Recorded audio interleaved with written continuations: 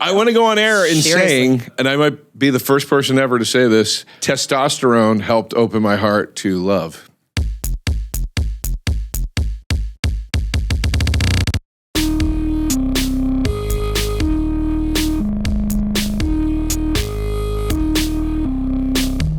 Guys, we are here with stand-up comedian Joe DeRosa. Joe, I just watched your stand-up special. Oh, I never promised you a rose garden. And it made me realize something about you that's always been true. You're one of those guys that's mad for the right reasons. Oh, thank you. I'm taking it's the very refreshing. headphones off. You're allowed.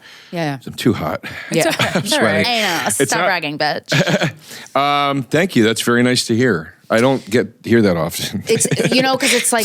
no one wants to encourage it, Joe. But we have to quietly agree with you. Yeah. But it's nice in times such as these. What's especially, that? It's nice in times such as these, especially because, I feel like a lot of, female comics, we don't... we're mad about a lot of shit, and I wish I'd had the luxury of not being pissed. And, it's rare that I see a male comedian, kind of wax poetic on stage and, rant and rave, where I'm like, yeah...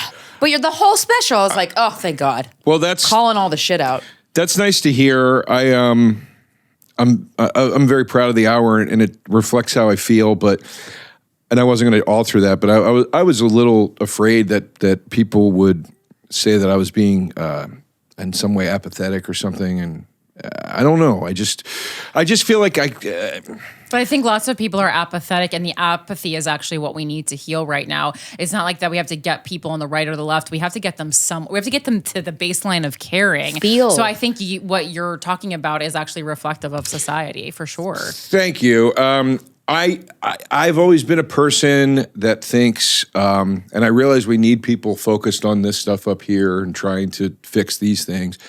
But I feel like that's happened for too long at the expense of down here. And I've always felt like there are all these issues down here that none of us are addressing.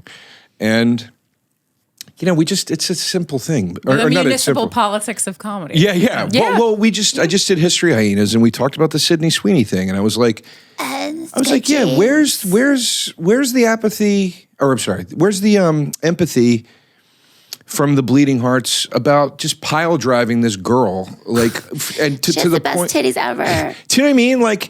I'm just like, are we against bullying? Or are we not? What are we doing here? I also just why are we talking? Who cares? Just I agree. The whole conversation. I think is American nuts. Eagle was pushing that controversy just to get attention on their ad, more so than Sydney Sweeney's titties, I guess. They probably were, but they were loving it. Either way, just the idea of, I'll give you a better example. Everybody with the Colbert thing, everybody was screaming bloody murder from the left that Colbert was fired because of his perspective. And I do think that had something to do with it. I do think money had something to do with it. And it's fine. You can believe that it was all politics. You can believe it was all money. You can love Colbert. You can hate Colbert. That's fine. My question is, okay, if you do believe he was silenced because of his perspective, where was your empathy when YouTubers were getting censored and demonetized because they said the word COVID in a video? Where was it then? Yeah, where was it when Jon Stewart got fired? Where was it? It's the selectiveness of it really bothers me, and I think my focus is always on that stuff, the hypocrisy, us not coming together as a foundation, so better things, there's that, I always quote George Carlin ad nauseum, but he does a thing in one of his shows about I never bitch about politicians. Mm-hmm. And he's like, here's why. This is the best we can do. If you have a shitty society, selfish people, he's like, this is it. Garbage in, garbage out. Sure. And I very much agree with that. So my annoyance has always been very focused on the foundation versus the structure, So anyway, that's what the special is. And I thought, and it's also saying I give up. I'm done. You've been always giving up, though. What's that? You always kind of have that, fuck this, I'm done. I just don't. Giving up on giving up. Oh, the final give up. Well, that's very true. It was it was very important to me that the special maintained a jovialness and a casualness, because I wanted it to be very clear. I am not trying to convince anybody of anything. Yeah. You're just pointing out hypocrisy. This is where I'm at. Fuck it. Yeah. Have fun, guys. I'm just done. You know. Yeah. I'll be over here. So, I don't know. I don't know what trying gets any of us anymore. Yeah. What? I mean, Yeah, it's wild. Well, I mean, you haven't completely given up because you did tell us when you walked in that you have, it sounds like suicide. You've completed a relationship. And I guess this would not be newsworthy for other people, but for those who know you well, know that you are relationship phobic? Yeah, that's fair. Yeah. It just seemed like something that you were not interested in. I wasn't. Previously. I wasn't. And so I'm so curious to hear what the mindset was that got you into this. Because you're very interested in women. I am interested in women. But not in the same way anymore, though. The relationship shifted me greatly. Oh, tell us more. I was definitely a bachelor, for a long time. I didn't truly fall in love till I was 47. I want to go on record. Now, I'm 47. Oh, so that's what I was thinking. I was like, are you a lot older than I thought? Because I was like, it's not like the age now. No, it was this year, but I turned 48 in 2 days. So it was much earlier this year. Leo season, this all makes sense. Sorry, I know I hate the male comics hate when we say that, but it really does make what? sense. You're a Leo. I don't care. No, I go, I'm like, every Leo season, I'm like, all the people that I like are Leos. Yeah, okay. Men specifically. Yeah. Okay. Are you a Leo? No, I'm a Libra. Okay. Is that good? Is that compatible? Yes. So my friend was trying to explain all that to me, and I can't never remember. It's very compatible. Like not the number, like the number one would be another air sign, like a Gemini or an Aquarius. But Leo and Libra, yes, okay. long history. All right. Wait, what was I saying? Fell in love with the first time. Oh, sorry. The first time you fell in love. Just that one that took place not that long ago. That was what we were about to talk about. It seems like it really affected you. I want to go on air in saying, and I might be the first person ever to say this, testosterone helped open my heart to love. 100%. Did you get testosterone? I started doing testosterone. Okay. Treatments 2 years ago. 2 years talking around to Rogan. Justin Silver too much? Justin tried to convince me for years, and I was like, "You're crazy." And then I started doing it finally. Well, a lot of people do have hormonal imbalances, both men and women, and it is a huge problem. So the clinician I work with, shout outs to Ways to Well, the clinician I worked with, she was explaining to me the things you would feel on test. She's like, your T count's way low. Like we can fix it. And I was like, okay, well, I keep hearing about this. So what will it do? And she's like, well, you're going to notice raging change in your sex drive. It's weird. Yeah. But you were already horny. Were you not? Dude, I'm 47. I get morning wood. Wow. That's unfucking heard of. That's weird. Yeah. Wait, post-T or pre-T? No, post-T. Oh, okay. Yeah. So she's like, your sex drive is going to change. It's going to improve. And I was like, yeah, I have sex and I don't want to have sex again for days. It takes it out of me. Whoa. Right. And she was like, yeah, that's going to change. So I started to notice that was changing. And the recovery time was getting shorter and shorter and shorter. And then I also noticed, and this is a thing that a lot of men suffer from, I didn't have a completely exhausted and sad feeling after I had an orgasm. I didn't feel depleted. Yeah. And dark. Yeah, dark. Depressed. Yeah, and it just it Is was, that darkness medical? Well, I looked it up. Guess so. I Googled. I'm being genuine, yeah. No, I know. It is. That's what's leading me to saying T open my heart to love. I looked it up. Yeah. I didn't write the word testosterone. I just Googled, why do men feel sad and tired after an orgasm? Because I noticed it wasn't happening to me anymore. And the first result was that is a sign of low testosterone in men. Whoa. And the fact that stopped happening allowed me to not feel dread differently. Sex? Yeah, feel differently when I was with a person post. So you would want to have sex less because of that feeling? Would you want to, before the testosterone, would you want to have sex less because you knew the inevitable was coming? Wait, before the T. Yeah. It wasn't that you wanted to have sex less, but it was a hindrance in committing to a person. I see. Because you would get this feeling, and the feeling instinctually would just make you feel like, well, this isn't the person, I guess, and it's time to move on or wherever, Right. And I think when that feeling went away, all of a sudden you were like, oh, this is okay, cool. Hey, let's go get breakfast. Let me not run out. I need the number of your guy before this interview's over. Wow. Amazing. I hope none of this sounds terrible. No, it doesn't. I don't mean it terribly. The truth is the truth. Yeah. But I also think this is what a lot of men are.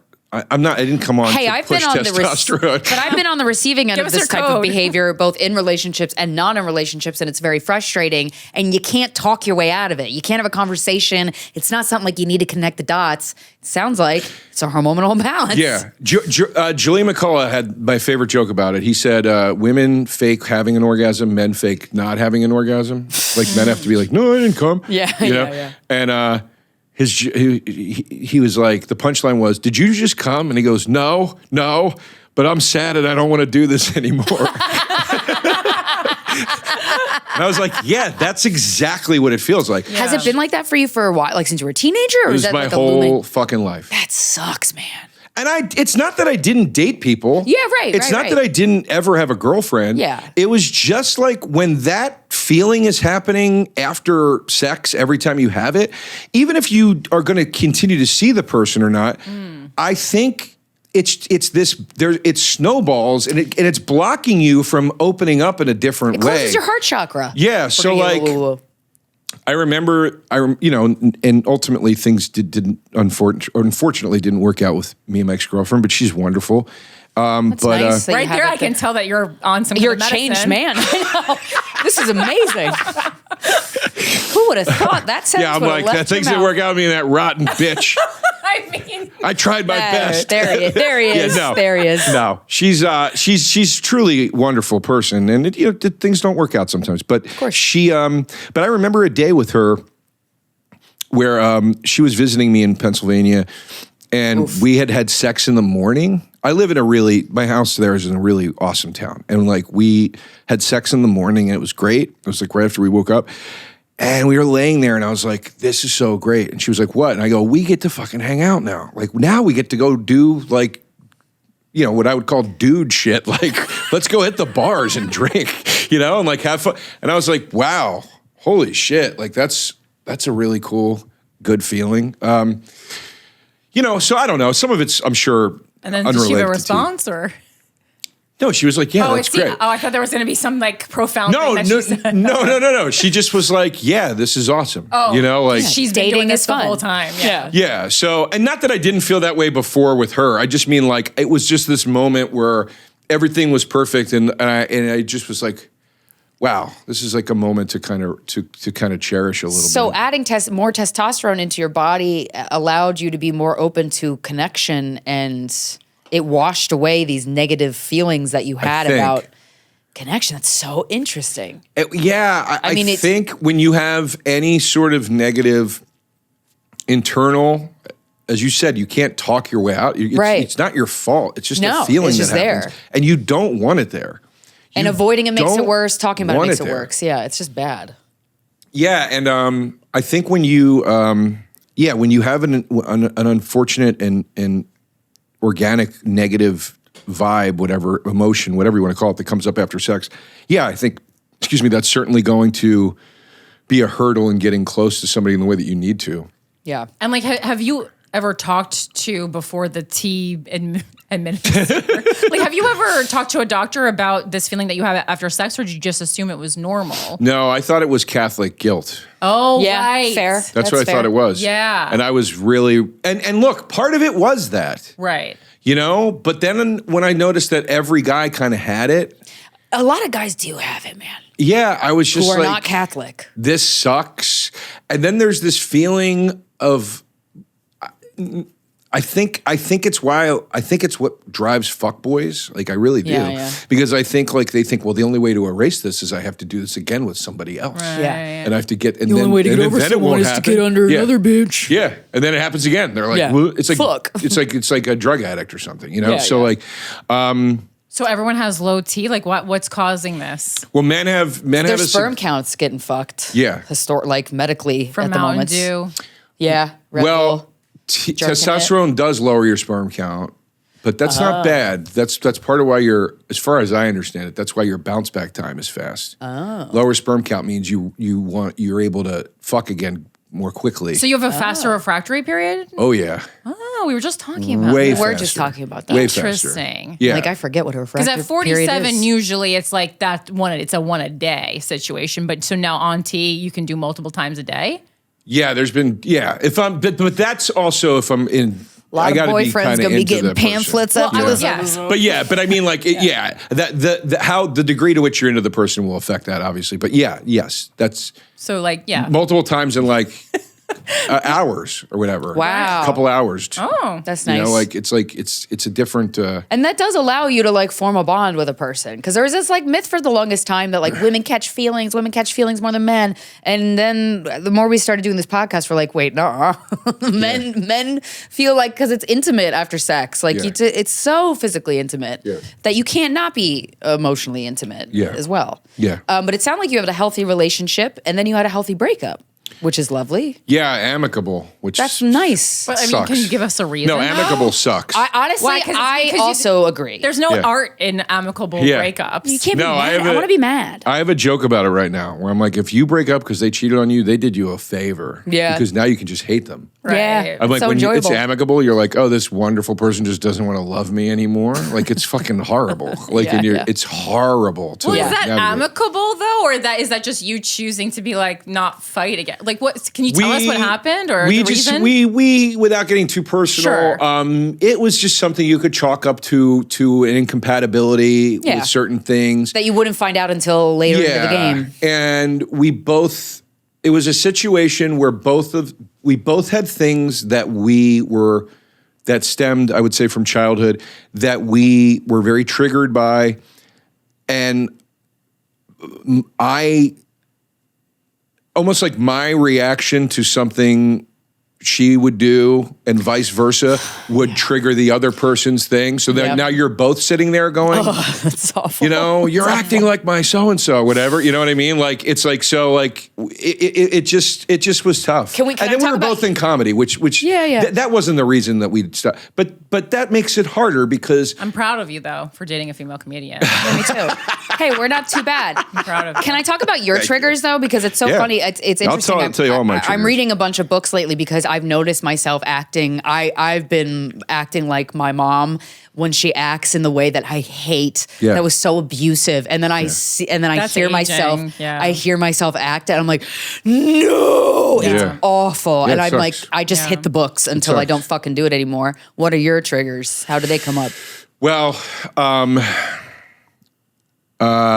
when I am dismissed in any way, forget it. It's like I can't control my outburst. If you dismiss me, I lose it. Will you stop around and be passive aggressive and shit? No, I'll be aggressive. Oh, okay. I'll be like I'll tell you, I was hanging out with some friends, and we had been drinking and stuff.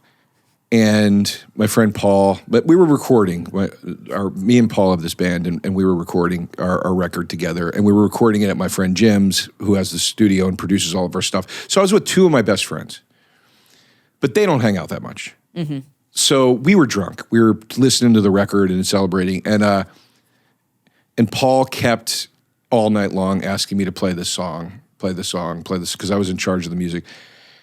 And like it was like 3 a.m. And I was like, dude, stop fucking asking me to play that fucking song, dude. You keep fucking telling me to play other shit, and I'm playing it. You keep fucking then bugging. It was drunk reaction. Sure. I was being too harsh, but he was also being annoying. Yeah. And then Jim was like, yo, dude, because he didn't see what was going on with me and Paul. So then Jim was like, yo, dude, you're being like really mean right now. And the second he said that, I saw it as, oh, so you two are going to team up against me? Yeah. And I felt dismissed. And I literally, I stood up and I'm like, fuck you and fuck you, dude. Fuck you, dudes. Fuck this shit, man. Fuck this shit. I don't fucking need this. Now, I was drunk. It was amplified because I was drunk. But the feeling was still there. That's where it goes for me. Because I feel like it's because I have abandonment issues from adoption. I have overprotection issues, sheltering issues because of the way my parents, I love my parents, but they did shelter me. Oh, they were overly protective? Mm-hmm. Okay. And then I have... It's a little bit of a clusterfuck, those two, just those two. Yeah, it is. And then I have issues with, Catholic school, 12 years. Oof. No siblings to turn to when your parents are coming at you. It's a lot. And then all of it. It's all of it. Bullying most of my childhood, all that shit. But it puts this shit in me where I'm like, if you dismiss me, if you tell me that what I am saying is not valid, it's why I get so mad at online trolls. Yeah.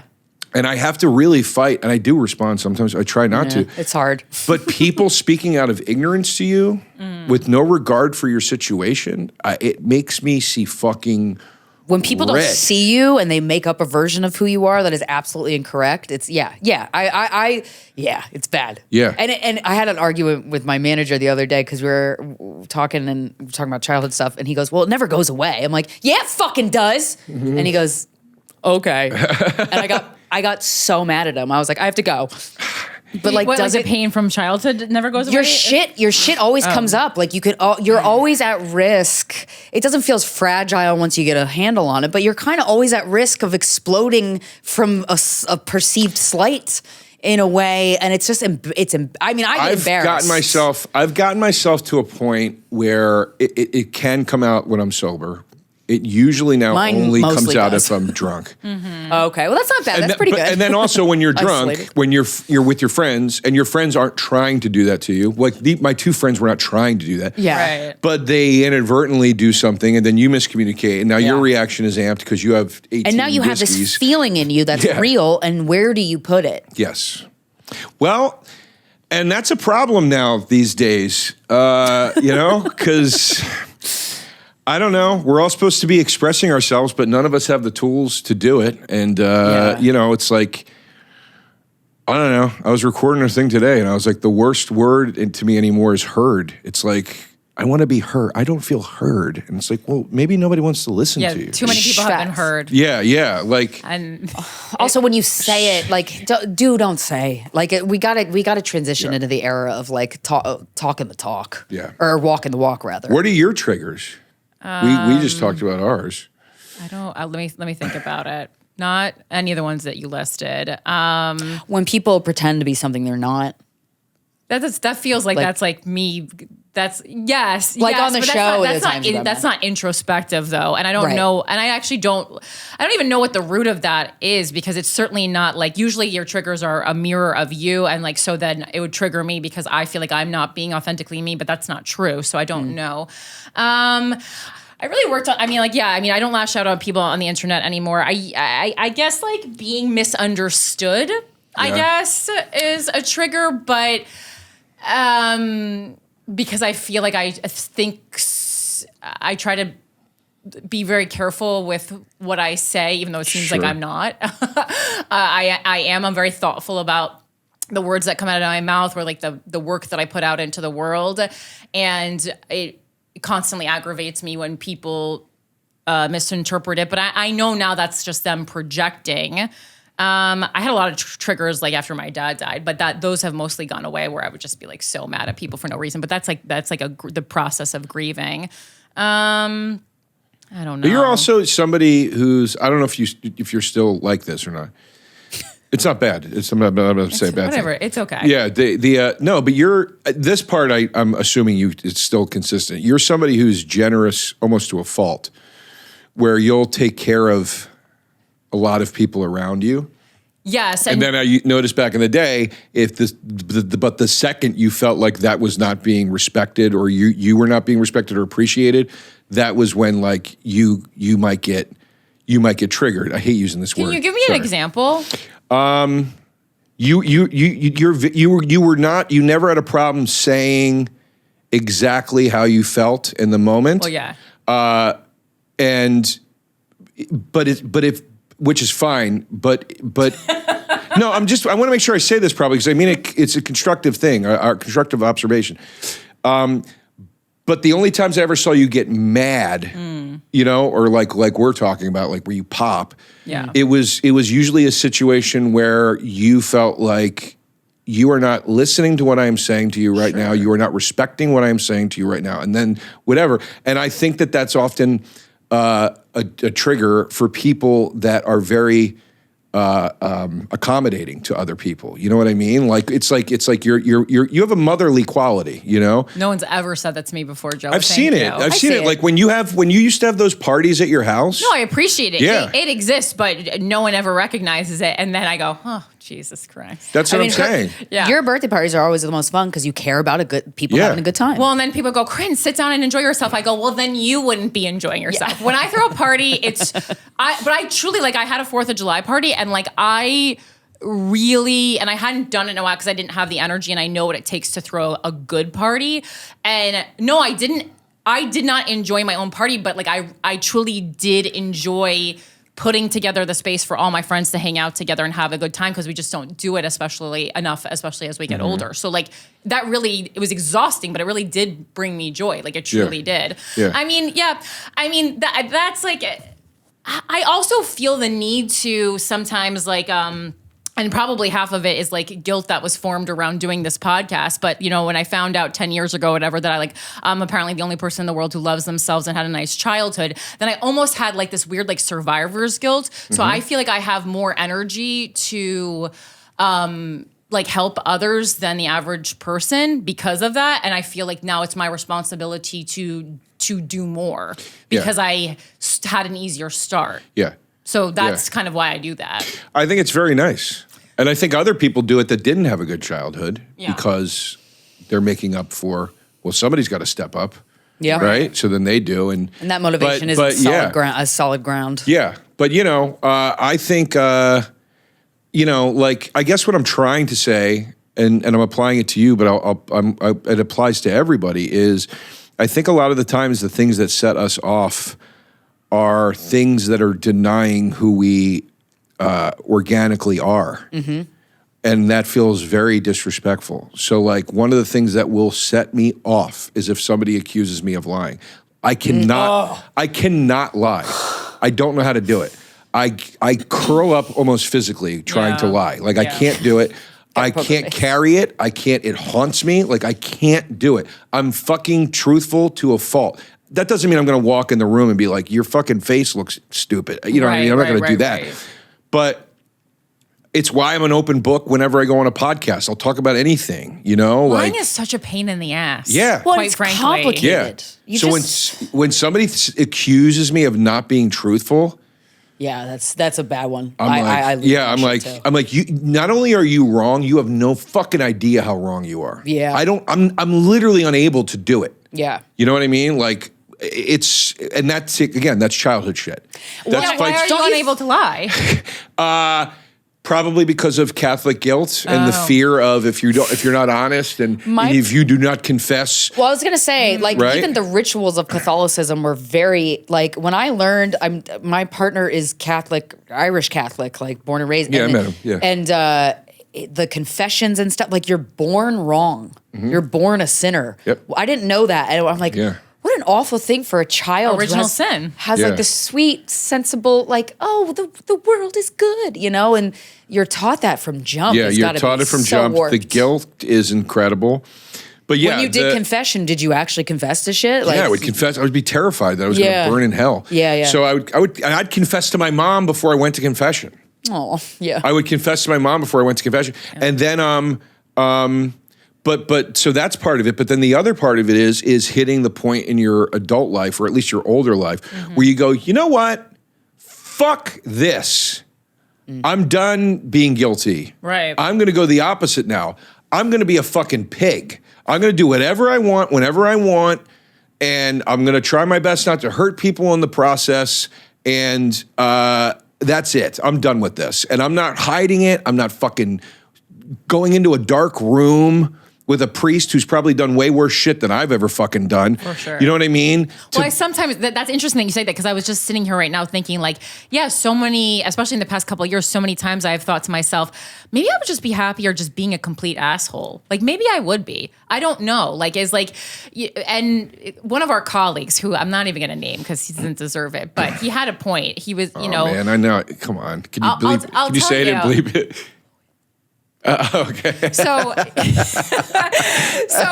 he told me years ago, because we've had some good talks over the years, and he told me years ago, you know, especially when we were going through like being canceled and stuff, he was like, well, your mistake was that you tried to bring good into the world.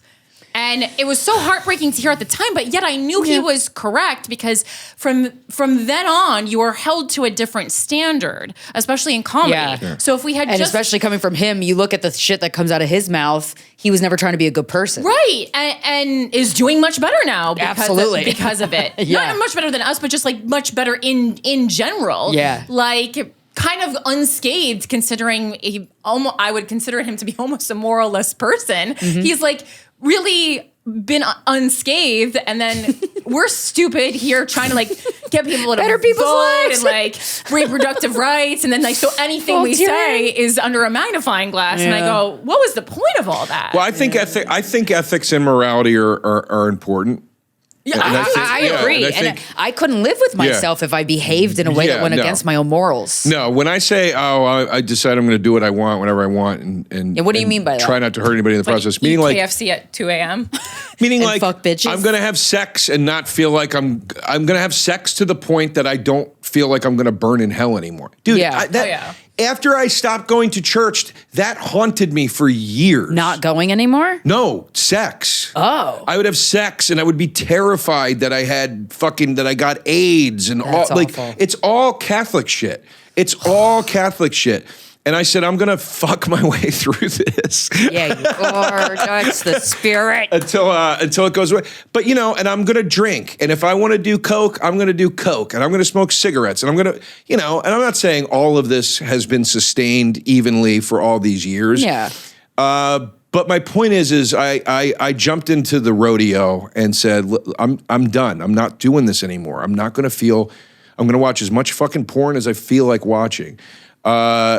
And that was it. Like, you know, but with that came, I don't know if the inability to lie was, I don't know if it kicked in at one point or whatever, but I was very, also too, and this business had a big effect on it. I said, I'm not going to play this game of when I go to this place, I can't say this. And when I go to that place, I can't say that. And I was like, I'm just going to talk and be honest. Yeah. It's so much fucking easier. Yeah, for sure. You know? And enjoyable. Yeah. So, anyway. Did being a pig ever get you in trouble, or you just observed yourself and then you kind of course corrected naturally? Trouble, like arrested or drinking? I don't know. Just like, you know, you crossing your own moral boundaries, or like, I don't know. Like, because I get it. Like once you feel repressed and you want the pendulum to swing too hard in the opposite direction, because that feels, there's a freedom in rebellion, and then it lasts for a second, and then you're like, this is not enjoyable anymore. No, I never got arrested or, you know, fights or, not really. Yeah. You know, I'm sure. Low T. Yeah. I've had scorned lovers or whatever, like anybody has, but you know, sure. I try to. I've talked myself out of getting laid probably as much as I've talked into it. How do you do that? Like I've been up front and just been like, oh, you've just like spouted your opinions on shit? Once, I was like, look, you're cool, and I think you think I'm cool, and that's great. But listen, I'm not really the kind of guy that's going to have a relationship, I don't think. And so here's the deal. Like, if you want to hang out, I'm cool with that. But I just don't want you to think the wrong thing, and then I let you down or hurt your feelings. And she was like, are you asking me to just come fuck you and leave? And I was like, that's not how I mean it. And she was like, yeah, take care. And I was like, I didn't mean it like that. I was trying to just tell you that because I get so scared that the person would. This was a long time ago. I don't think about expectations. I just was so scared. Like if I let her down, oh my God. But that's childhood shit. Yeah. Fear of Let her letting down. That's also somebody down. Catholicism, just too. letting her down in general was the fear. Yeah, like what if we have sex and I let her down because what if she has bigger expectations than I do? Whatever. What adult has more expectations of a night of sex than what is there? Oh, you've never had sex with somebody where after? I mean, it's probably a little more.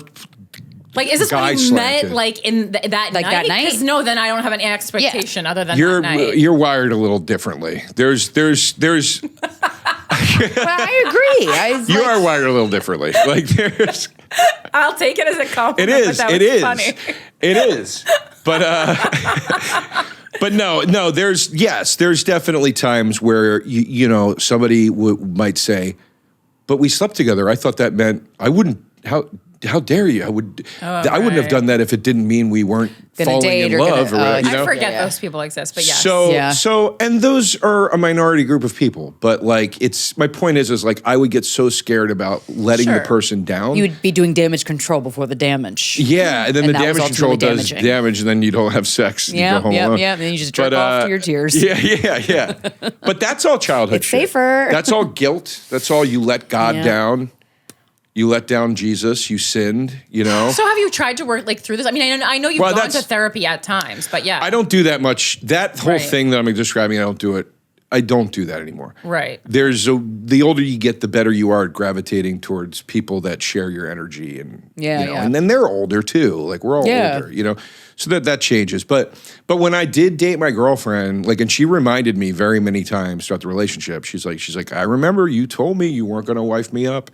And I was cool with it, but then we got wifed up, you know, and so here we are. We're both kind of surprised, you know, and she was right. What was the duration of the relationship? We met 9 months prior to when we stopped seeing one another. Okay, that's pretty significant. It was, and it was on and off, and not on and off, but up and Distance down. And, But it was substantial, and by the end of it, we both kind of were like, "Wow, it feels like we've been dating for years." You know? Oh, shit. Not in a bad way. Just we've gone through quite an emotional journey. Yeah. But what was what clicked when you decided that you wanted to wife her up? Like that was was it your decision? If I remember correctly, the only reason I even said that to her was she had her own concerns about us both being comedians. Sure. And we talked about it. And I don't remember what I said, but I'm assuming I said something along the lines of like, "Hey, I get it. We're both comics and we like each other. Don't worry if you think I'm going to be like following you around and like you know what I mean? Like I'm not. Yeah, that's not your vibe. I'm not a clinger. Like no. I am quite the opposite. Yeah, I'm a kind of a consummate bachelor, so don't worry about that. Like whatever. I think it might have been something along those. I don't remember, But what clicked there? I remember what clicked. I don't remember why. But I was home. I was in Pennsylvania. It was Christmas was approaching. Wow. Okay. I actually very vividly remember this. Take us back. Christmas was approaching. I was up in Pennsylvania. It was the day of, there's a bar called St. Mike's Club. It's a dive bar, but it's like a private club. You have to be a member to get in. It's great. It's the best bar ever. And they were having their Christmas party, their members-only Christmas party on Sunday afternoon. It was like the week like American before Legion Christmas. type of place. Yeah. It was Eastern PA as fuck. So fun, man. It's so fun. And so me and my friend Scott were going to go to the Christmas party and get day drunk. And she and I had gotten into our first argument. But a lot of it was over text because she was in Austin. And so we got on the phone, we had this kind of weird argument and blah, blah, blah. And then we were at the party, Scott and I, and she was texting me and I was texting her, but we were apologizing. And I was with my friend and we were drinking, so I was asking for his advice because this was kind of new territory for me. Mm-hmm. And I kind of read him some of the stuff she was saying, and he was like, he goes, you can't ask for better than that. He was like, that's a person that's being accountable and like recognizing how you feel without letting you off the hook. He's like, that's huge. It's a fine line to tell. Absolutely. Yeah, and I was like, yeah, I guess you're right, man. I didn't think of it like that. And then the next day I was home. So we made up and it was cool. And then the next day I was home and I was on my couch and I was watching this, I forget the name of the movie, but it's a Meg Ryan and Walter Matthau movie where she plays his daughter. Lisa Kudrow's in it, and Eric, look it up, please. Diane Keaton, I think, is the other Love Diane person. Keaton. Anyway, it's a Nora Ephron movie. I love, and it's her sister This too. is so you. You would love Nora Ephron. I love Nora Ephron. Joe. I love her so much. Sounds like a guy with low T. Yeah. That is so you. I've never heard anything more you. I'm wired different too. Hanging up? Hanging up, yeah. Okay, thank you, Eric. Delia Ephron, right? It's Nora and her sister did it. Anyway. I was watching the movie. The movie's about these estranged daughters coming back into their father's life because he has dementia, he's dying. And there's this scene where Meg Ryan is with him in the hospital.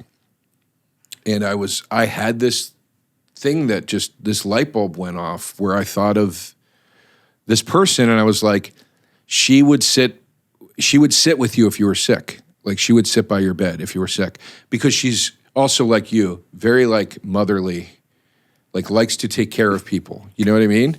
The tourism. We're gonna have to ease up on this, Joe. I'm approaching my 40th birthday. So. I'm approaching my 50th in 2 years, but still. But it's very similar qualities in that sense, and that just was a huge moment. And I was like, okay. And I called her and I said, hey, if I got you a plane ticket, would you come up here? And she came up. It was really nice. And that was right before Christmas. Yeah, it was the best. That's sweet. It was awesome. Yeah. That's nice. Was it tough to end ending relationships? Yeah, it was so tough. horrible. Because So we tough. weren't going out at the end. At the end, we were doing the like we're together, but we're not together thing. Yeah, because it feels safer Yeah. than just breaking up. And Yeah. it was, there was one thing that was post the initial breakup that was very, very, very hard to Some of the, and digest. that's where like the trauma stuff, Yeah. I don't know if you find this similar sentiment, but like the breakups are always so like, I don't know, it kind of feels life or death a little bit. Yeah. And I, at this age, 48, about to be, you start thinking about, I'm probably in the back half at this point, and Sure. you start thinking about like, should I have gotten married and like, should I have had kids and what if I die alone? Like, what if, You can still get married and have kids, though. You're a man. yeah, lucky me. And even if you have, I mean, any women have been getting married older and older too. I mean, I have a joke with Krystyna where I just send her old brides, and I go, "That's how long it took." literally 74 years. That is true. But you start thinking about that shit and to have truly fallen in love for the first time at this age, because she had been in many long-term relationships. Sure. Yeah. And she was very aware of how new this was for me. So this was not her first rodeo. And I would not say that I was great at the rodeo. I was Yeah. as good as I could be, but I was Sure. learning. Yeah. And it's hard. It's a hard thing to learn. It's emotional, But so there's a part of you too that goes, that was your chance. That was right. the one. That Yeah. was it. That's just your brain being a dick. But yeah, it feels real though, man. And Yeah. are you somebody who like when you're hurt, do you go like just want to stab when you feel hurt? Don't do this, Krystyna. That's Jesus how I feel. Christ. That's how I feel. No, I don't punch people. No, I know. that No, hurt. no, but that's Claws coming out. well, no, it's like that's the only way I can describe it. Like the person doesn't mean to hurt you as bad as you feel hurt, but it's tough to separate that sometimes. I get, yes, because it takes me back to childhood, and I get very like, Yeah. it's the story with my friends. I get like, fuck this shit, fuck you, Yeah. And you try to, you try to keep that at bay, but it comes out sometimes. Sure. It's tough, It's like everybody's fucking wounded, and we also live now in this climate of like people making you think. Well, nobody can make you think, but you know what I mean. People perpetuating the idea that like conflict is wrong. Oh yeah, yeah. That's super. And toxic. and all this shit, and it's all meant to be, differences are meant to be expressed passive aggressively. And then you are to be dismissed afterwards. Wait, who's saying that? That's like, the online way. I will say whatever I want to you. And if you respond, I will block you. People in bars, you see this more now than you used to. People get into a debate in a bar or a disagreement, whatever. And a person goes, I'm walking away. It's like, because you can only exist on Instagram. Yeah, it's, what? Like, and I think as human beings, our soul craves discourse in that meaningful way, though. Oh my God! I had a comic message me about Israel because I was doing I just was so fucking, the images from Palestine are killed. Yeah, they're brutal. They fucking kill me, and it's really tough. And I was posting all this stuff and I was being aggressive about it. But a comic was like, hey, they were telling me their experience being from Israel and stuff. And honestly, it didn't change my mind. I'm like, but you don't care about that. But I was like, wow, that was so nice to have an adult conversation. Like, I felt alive. And we didn't even get anywhere, really. But the fact that they were open to that discourse and they were like, hey, I know you're somebody who really values the truth. And I just want to give you my perspective. And I'm like, that was great. Yeah. Fuck, I missed that. Yeah, it's the whole thing is fucked because most people don't know how to express their stance properly, and most people don't know how to accept an adverse stance properly. So it's a very, very bad equation. Well, I think they also think they deserve a medal for expressing the stance. And then that's where it stops. Yeah. They go, well, I expressed it, so I really did it. Yeah. I go, okay. You really Thank did you it. so much. Yeah. You probably expressed it to everyone else who follows you, who also agrees on that stance. Yeah. Yeah. And it's gross to post something and everyone goes, thanks for speaking up. That also feels gross because I'm like, that's not why I'm doing it. Ugh, well, it bums me out. That's why it bums me out. Like the I don't know, this tribalistic way of thinking started, as far as I can tell, under George W. Bush. I mean, if you go back to the 80s and look at the rhetoric around Reagan and stuff, with the drugs. It echoes Trump, the Trump response, and Nixon, same thing. But I mean, this tribalistic division really seems, at least this current one, seems to be, it started under George W. Bush. And I remember the criticism about Bush supporters was basically, I hang out with 4 people that agree with me. I'm completely closed-minded. I don't listen to anybody else. You're wrong. I'm right because everybody around me, it's an echo chamber, whatever. That was kind of the criticism, or at least one of them. And it kills me now to see the people that were promoting or voicing against that type of thinking, expressing it and practicing it now. It's just like everybody's doing it now. Yeah. Everybody's in this little private echo chamber. It's so, this thing, I feel like I'm regurgitating shit I said on History Hyenas, but like this shit where different audience. It is different. Much different. Yes. Yeah. But this shit where people are having, like, it's documented, people are having psychosis from AI use. Because really? ChatGPT is telling them that they are right. Oh, so shit. I specifically I told my ChatGPT to please, when I present a view that is like wrong, or you have like something that you can counter that with, please do it. Like, I gave it a talking to because you can adjust it. But like I was just going off on Without a Country last week. I'm like, you guys love ChatGPT because it tells you that you're right and you are the victim and that your ideas are good. And I'm like, you have to correct that so that it reacts to you in a way that is productive. It's crazy, yeah.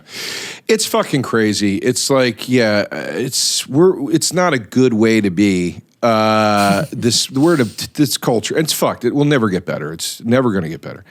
It will only get worse. Well, it seems like in order for it to get better, you have to dismantle these systems that I'm like, how even the fuck would you do that? Well, how would you do it? Yeah, and that's what I said to Chris and Giannis, and I was like, I'm not saying I want this, but I'm like, the only way to fix this is they take our phones away and everything. Yeah, and they go awesome. It would kind of be great. Could you imagine if no cell service existed? The whole country is just a comedy club. They put it in the little bag, the little green bag. Oh my God, I would love that. I would love that too. I would be love so that. happy. I go running now for miles and miles a day because it's time that I don't have my phone.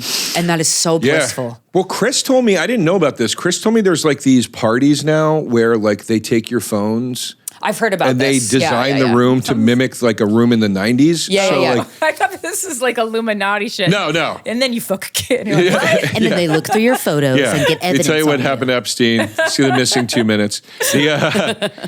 No, but he said like the whole point is like to take you to a time when this didn't exist. So you can truly let go. It's the fucking bring best. Your digital camera. I used to bring my digital camera to the nightclub. Yeah. Oh my God. I look back, I go, oh, I made out with a girl. Whoops. Don't remember that.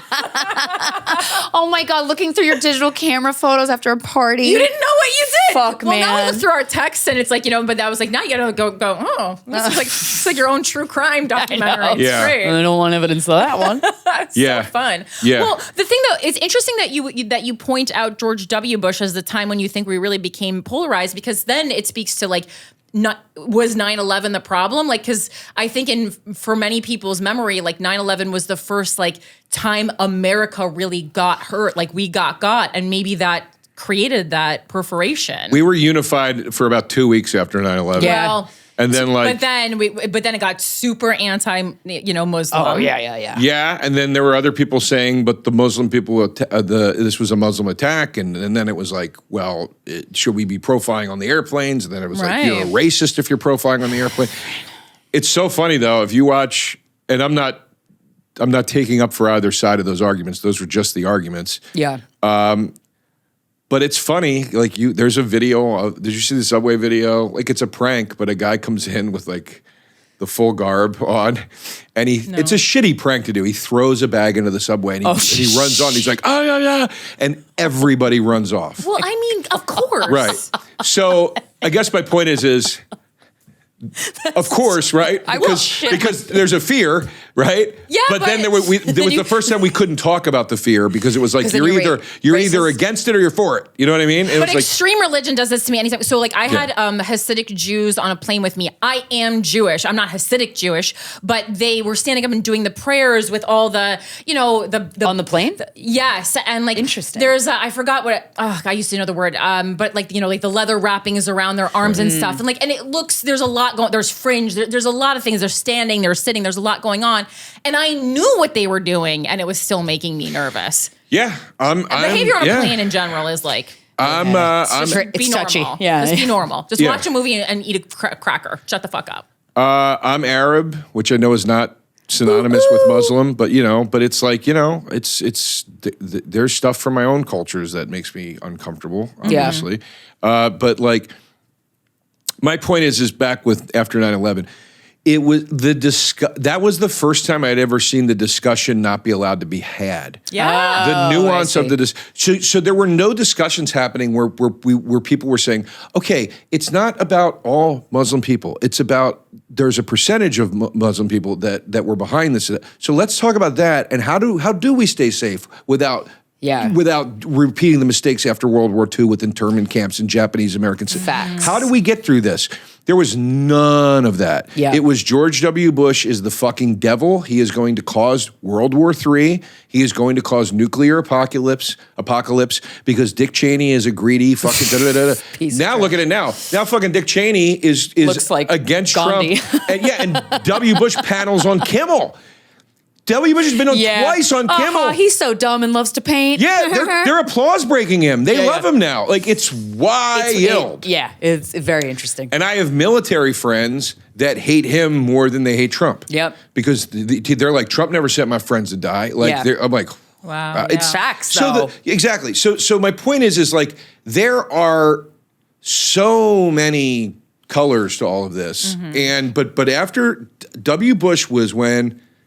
It's the first time I heard comedians saying, off stage, how could anybody say anything other than he's an idiot and he sucks? And I was so torn because I was like, well, I don't agree with the administration, but I'm a comic and fuck you to tell me what I should say. You're a fucking comic. Right. And it was so refreshing when guys like Burr started going up and being like, doing this interesting angle on it. Yeah. At least have an argument. Have a fucking argument. He's a dick. Okay, why? Look at him. So, and it's never gotten better because then, even though it was a calmer time socially with Obama, for I think the average person. That's when all the shit started with, if you don't vote this way, you're a racist. If you vote the other way, you know, you're a reverse racist. And then the fucking Trump shit came with Hillary and the deplorables and Trump and him. It's exhausting. It has only gotten worse. And it's also, we're only getting more informed, and it feels like we have like 800 people at any given moment of our lives just going, hey, did you hear about this? Hey, did you hear about this? Hey, did you hear about, and it's just, it's a little unnatural to be this informed. We're informed with a lot of stuff that's also not true or is like pseudoscience. I mean, and I'm not even just talking about politics. There's so much inaccurate wellness information on Instagram and TikTok. Imaginary experts on everything. It is, and then I go, well, are you at all checking the source? Just because someone, you know, it used to be like, just because it's written in a book doesn't mean it's true. And now it goes, just because someone filmed themselves saying it doesn't mean it's true. Obviously, I can't even believe I need to say this to you. It's wild. It's wild. The amount of people only getting their information from social media and thinking that it must be true because this person has a lot of followers and they're verified. Right. I can show you a million restaurants that have 4.8 stars out of 5 and they fucking suck. You know, like it's you know. So like the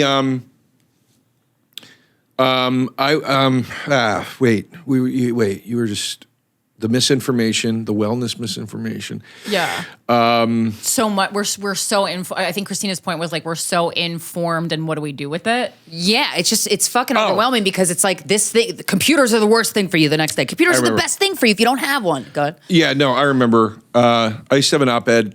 I had an op-ed column for Penthouse for a while, and one of the stories I wrote was, and it was my favorite thing that I wrote, was about truth not being good. Like everybody has demanded truth. Mm-hmm. They've demanded it, and they've demanded transparency. It's like, you've got it. Nobody demanded, tell us how to now process it. Yeah. So we're living in this time where it's like this perpetual Indiana Jones climax of any one of the movies where the bad guy is demanding this thing, this device of ultimate power, and once he opens it and is fed the power, it kills him because he's not able to handle it or whatever. Yeah. And that's what's happening with everybody now. Everybody, you know, I fucking remember when Obama was on Twitter, I was like, this is not going to end well.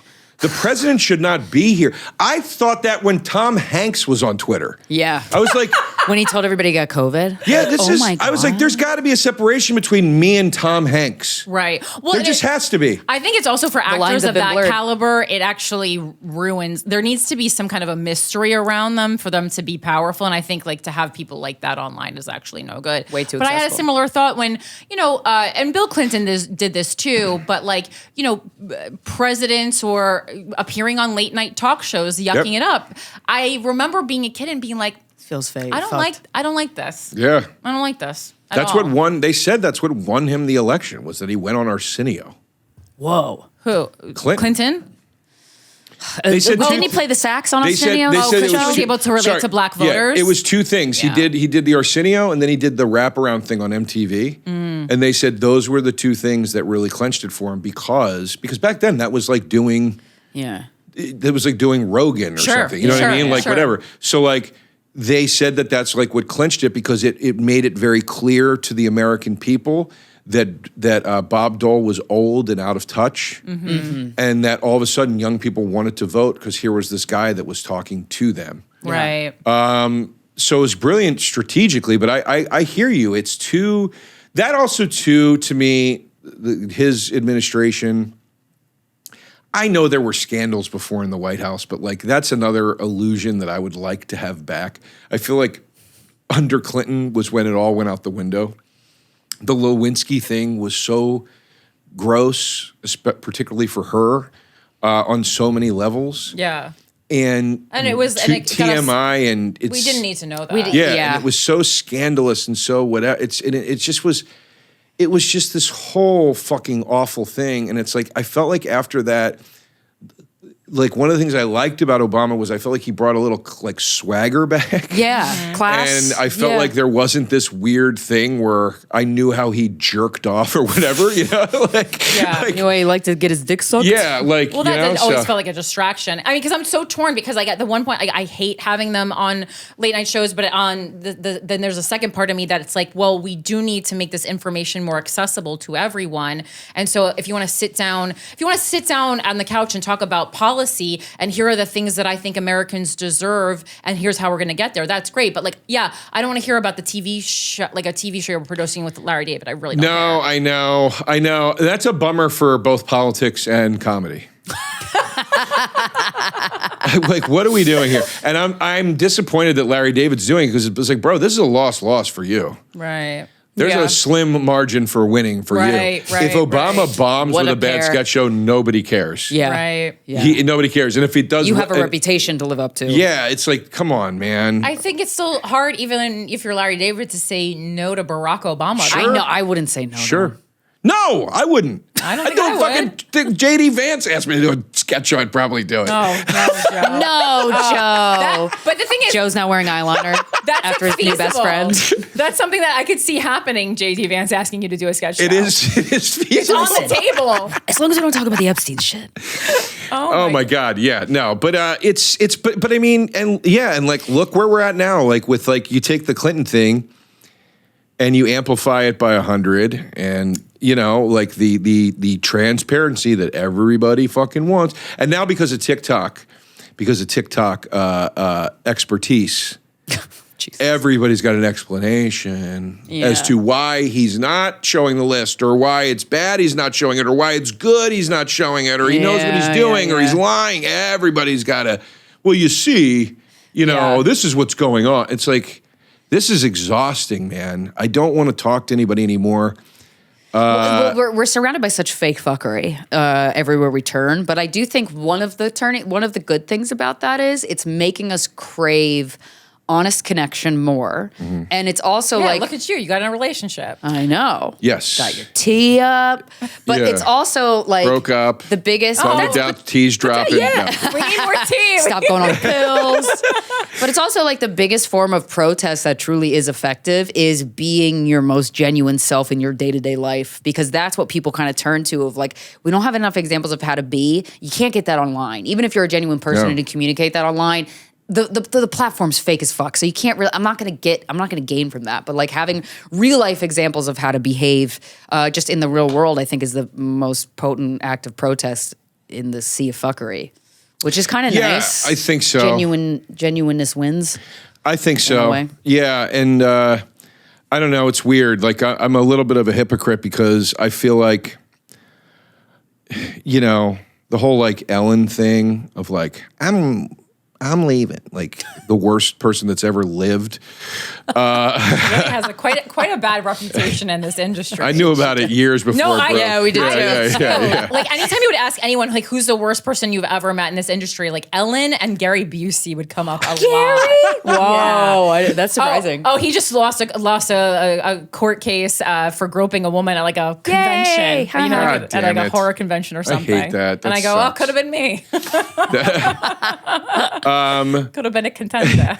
But you know, I kind of laughed like her and Rosie O'Donnell being like, "I'm leaving the country," because I'm like, "Oh, that's your fight." Like, "Oh, I have money, so I'm going to leave," and it annoyed me because I'm like, "How typical! Roll over and leave," you know. But then I'm like, "Well, I'm a hypocrite because I don't want to deal with any of it either." You know, for different reasons. That's not, and I don't. My loathing is not all on the administration. My loathing is pretty equally spread through the entire culture at this point. And I'm like doing my version of the same thing. I retreat to this small town where I feel like there's not a lot of noise and you can go have a conversation with somebody and whatever. So, but the difference is, system. Like, I think you at least recognize that yours is apathy. Like we talked about it at the beginning of this, you talk about it in your show. Whereas I think people who make this big proclamation that they're leaving the country, even though we know that's apathy, they think it's doing something. Yeah. They think it's a big move to have the money to relocate. Also, I talk about this a lot, but like Americans seem to think that we are just going to be welcome with open arms in any other country, as if we would not be immigrants in these other countries. You can't just go to another country. That's not and live. That's not a thing. Yeah. No, I know. And people don't seem to really know that. I know. It's wild. It's wild. And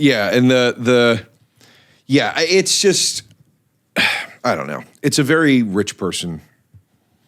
It's a very rich person thing to do, to be able to pick exactly what works for you. Right. And then, by the way, have access to getting your citizenship and all that shit way faster. Also have the access to immigration lawyers. I wouldn't even notice you were gone. Yeah. Or also, too, by the way, I didn't know she was gone until Trump made fun of her again. And she was like, I'm coming in from Ireland. And I'm like, oh. Oh, wait, who? She's actually left? I didn't even know. She lives in Ireland now. Ellen? No, Rosie. Oh, Rosie? Rosie moved to Ireland. Yeah. Ellen moved to England. Oh, Ellen moved? Yeah, I had no idea. Oh, no. Ellen's is a big one. She moved to England. She has a farm in England. Yeah. Good night, mate. Yeah, also a convenient timing that she moved to fight Trump when also everyone in America hated her. Oh, it gets better. It gets better. She just signed with a new agency. She's returning to show business. No! Oh, yeah. But from England? That's a real Chrissy Teigen move. Yeah. Did you miss me? I didn't have time to. Yeah. Didn't know you were gone. It's wild. She's an insane person. But, and then she had like a press crew, or I don't know what it was for, come to her farm to like, we're going to highlight Ellen's new life on a farm. And like, she's like weed whacking, and you're like, wow. She did this for 10 seconds when the camera was on. That she gave the weed whacker to Jose. I mean, Tom Green moved to a farm. He did a whole docuseries. Well, he's showing you he's doing it. Yeah, He's got a camera crew there for 10 episodes. I was like, he's actually doing this shit. She did it for like 7 minutes on a fucking. Yeah, and Tom Green, it's like, it was different. The Costa Rica move, I felt like that was a whole different thing. Oh, no, I'm talking about how he just moved to Canada. Okay. Yeah, he's got a docuseries on Amazon Prime. It's great. Wait, when did Tom move to Costa Rica? He was living in Costa Rica for quite some time. He had a house there. I mean, he probably maybe he had 2 homes, but yeah, he had a home in Costa Rica. It's a very Americans love going to Costa Rica. It's like a thing.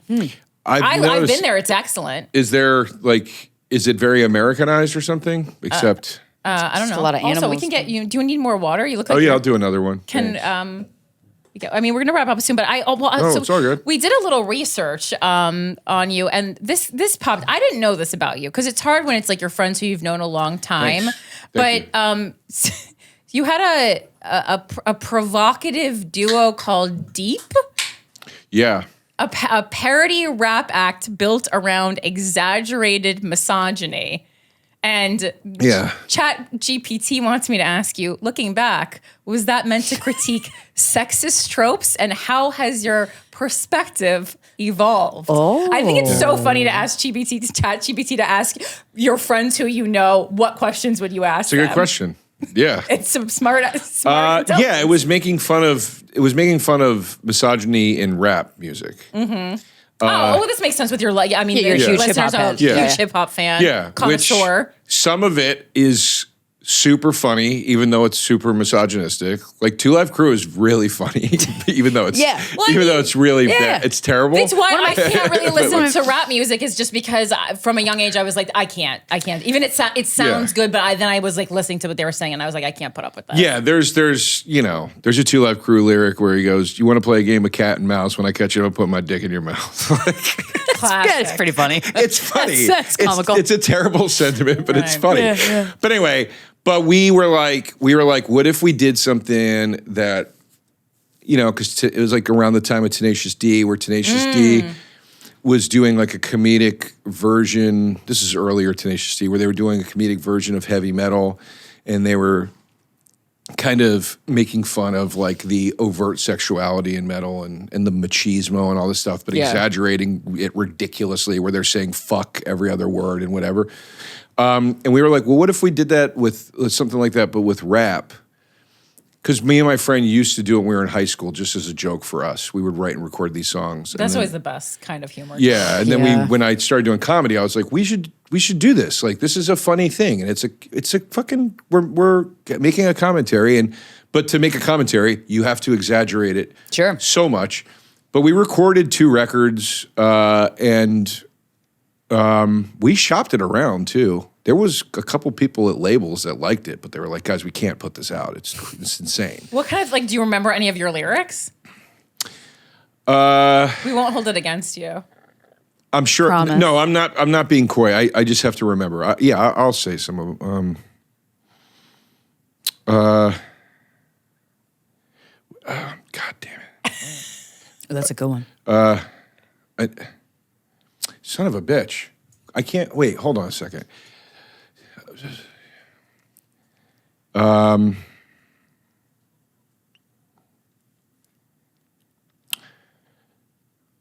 I swear to God, I'm not being, give me a second. I promise. Oh, okay. I got a dub sack and a love shack and a bitch that's about to get fudge packed. I like that's the first one that came. Does that mean anal?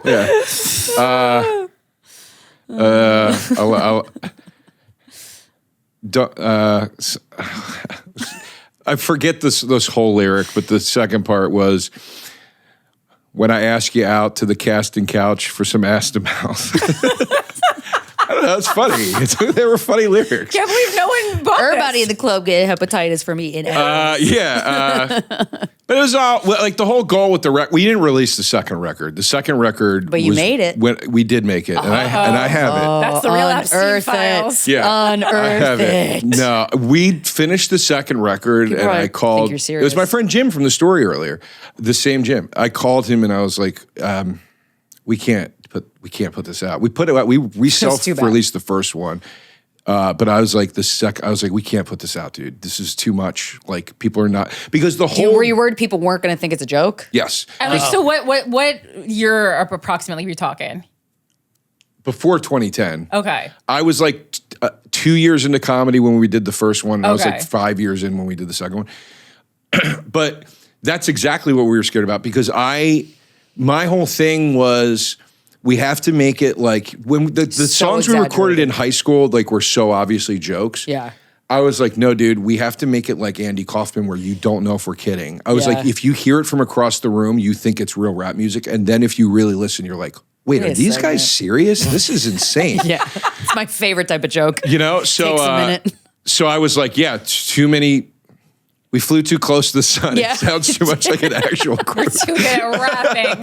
Yeah, Got your tongue too far into that asshole. yeah. So yeah, but I mean, we did some live shows and stuff, and it was fun to do. But yeah, I mean, what are you gonna do? It was, you know. No, I mean, I was just. No, I know you I were. didn't know it about you, and I wanted to ask you about it because Sure. I thought it was interesting. But it seems like playing with themes of misogyny. Maybe you're not even thinking this much about it, but like in this project, it seems like you were. But then we have this show. Work Yeah. of literature. This work of literature, which we did purchase. Yep. We've had it Did for you a not long know time. about this? Oh, we've had it No, for a we've long. known. We've had it for a long time, and I It's think another early book. yeah, we've been holding it in the studio, and I said, let's talk about this. What is it, Corinne? It's a man's guide to infidelity called Cheat by Bill Burr, Joe DeRosa, and Robert Kelly. Bill's gonna love that you brought this up. Well, you like to start shit, so Bill has done everything he can to not be associated with this. Well, we're here to Bill remind him. Burr. Bill Burr wrote a book on cheating. But was this like actually real tips that you wanted to share with men, or was This this was a also joke? meant to be angle. funny. Okay. This was But also these are meant to be actual funny. things guys do. Yeah, no, there's real stuff there. Read us a but tip, Corinne. there's also a shout out at the very beginning of the book to women that say you boy. don't need a We book. couldn't be infidel. You don't need a without book you. because you're smarter and more clever than we are, and men are so dumb they need a. Is that in the introduction? Yeah, it's somewhere in the beginning. Oh, okay. Okay, let me explain where this book came from. I was truly curious to see. I mean, like, listen, I honestly men do need to cheat better. More so knowing Bobby, I was like, is this a joke? I don't know It's if it meant is. to be funny. It's meant to be funny, but it's based in truth, you know, like Right. meaning Like, like we're not saying ridiculous things. Like, if you want to get away with cheating, wear a Dracula costume. Like, it's, Right. It's grounded comedy, which has Fuck, you'll come. you know. But it came from the fact we did a movie Oh, right. Yes. called Cheat. Bill, Yes. Bob, and I did a movie called Cheat. It was a short film, and the crux of the movie, the hook of the movie was I was a guy that was trying to cheat on my girlfriend who I lived with while she was out of town for a 12-hour window. Okay. And we set it all up like I had to do it in my apartment. There was a doorman. So it was like this heist movie to try to get laid. Doormen love snitching. Yeah, they do. Yeah. So nosy. Anyway, we did that movie. Excuse me. It went. We submitted it to Tribeca Film Festival, and they really liked it. And they were like, "Will you premiere this at the festival?" So we did really well at the festival. We got nominated for an award. Wow. And it kind of made noise. And out of it, we got two things. We got a deal with FX to do a pilot together. And we got a book deal with Simon & Schuster. Oh, because they were like, this is a funny, because the whole movie is Bill and Bob coaching me on how to get away with it. Right. And they were like, guys, this would be a really funny like bathroom reader. If you wrote a book that was like, And it's a bold, audacious kind of like topic to take on. And it was when like, I hope they serve beer in hell and all those books. Right? We all read that. Yeah. Yeah.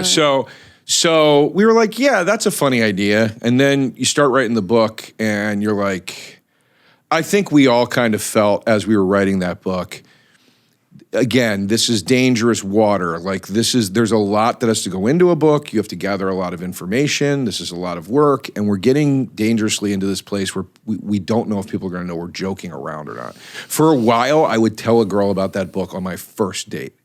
Because I was like, if she discovers it. That's so funny. Well, that's wise. Yeah. Yeah. Well, when she's sitting back and she's like, text messages are a great way to set up a rendezvous with a cheat, provided that you delete them as you go. This is good information. Yeah. Text can be like a breadcrumb trail that leads right to the guilty, dumb look on your face. And not enough guys delete the texts. Yeah, like, guys are so bad at cheating. Yeah. Yeah. Half of this shit is probably not even applicable anymore. Well, yeah, because you're talking about like it's better than whispering into your phone. Your it's CD, like, who even has a mater. phone call anymore? You do. You love a phone call. I love a phone call. You love a phone call. I mean, people can't talk on the phone. It's ridiculous. It is. They have anxiety from phone calls. My friend Jim, again, the same guy, keeps coming up. He manages. He produces photo shoots. Furniture photo shoots and stuff. And he's told me he has to get a lot of hired guns, it's a lot of contractors and stuff. He's told me like sometimes with a younger like zillennial, he's like sometimes I have to text them to say I'm going to call you, like don't panic.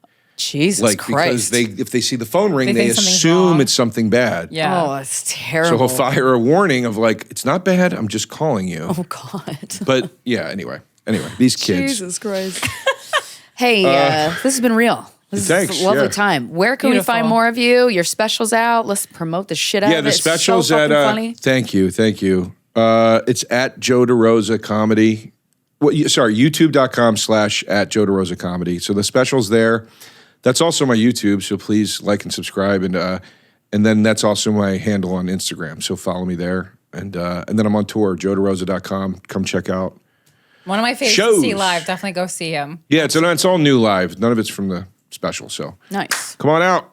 Amazing. Thanks, guys. I like that you promote yourself with apathy towards your own career. That's really beautiful. It's the Joe DeRosa way. It's really beautiful. Just the plugging sucks. Well, I'll do a good job for you because I never promised you a rose garden. It's exceptional. I saw it live multiple times and then on YouTube as well. And I highly recommend you watching it. I think it's the best special of the year until the one that I executive produced comes out. And then I'll be saying it's that. It's Harrison's though, so he's good. Gosh, yeah. Thank you. But thank you so much for being here. Yeah, thanks for having me. Congratulations on Love and Tea. Yeah. Cheat by Bill Burr, Joe DeRosa, and Robert Kelly is now available on all bookshelves. Yeah, it's on it. It's at Amazon. Thanks for being here. This has been Guys We Fucked, the anti-slut shaming podcast. We'll talk to you next Friday.